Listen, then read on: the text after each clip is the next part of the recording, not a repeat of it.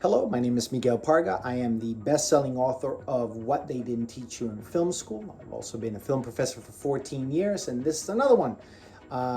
Another video in my series about how to make movies at home, where I concentrate on teaching you the concepts and the principles of good filmmaking rather than the equipment. Why? Because the principles don't change and the equipment changes every year.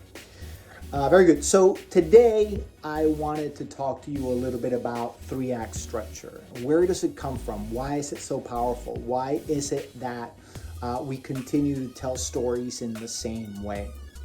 So the essence of three-act structure, this is one of the first questions I ask my students. What does it mean that movies have three acts? Actually, three acts is the minimum. They can have more than three. We can talk about that in another video. But why three? Why is three the classical way in which you tell a story? And of course, the answer to that is that stories have a beginning, a middle, and an end. Okay, and that seems like a very logical thing to say, right? This is just what a story is. We start, we develop it, and then we end it. Beginning, middle, and end. But where does that come from? Is that something that somebody invented? Or is it just a natural way in which we tell stories?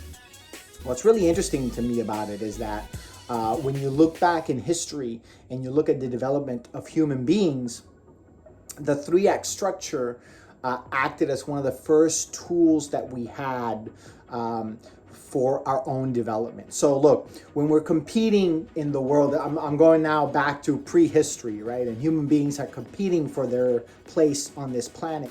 And they're competing with other animals, and those other animals have advantages over them, right?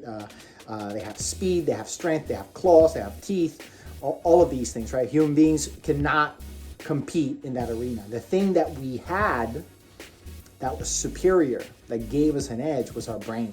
And the way that the brain works is that it likes to solve problems. It likes to gather information.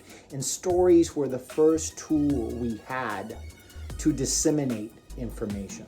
So somebody will get up, right in the middle of a cave by the fire and tell a story. And everybody would sit in the dark and listen to that story. Think about how similar it is even to today, right? When we go to the movies, or even when we sit in front of our television, we sit looking at the light. We sit in the darkness looking at the light. And the light becomes that fountain of information, right? Of knowledge. And our brains crave this knowledge. We want this knowledge. So the story usually had some kind of information, some kind of something that it was teaching you, right?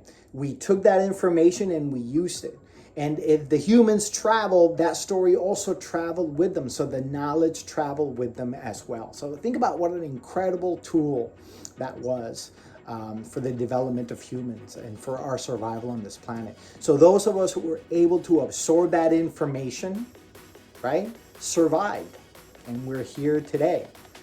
And that's one of the reasons why we have such craving for stories, why we need this constant input, right? We always want to be watching TV. We always want to be reading something. We always want to be hearing stories, understanding something new.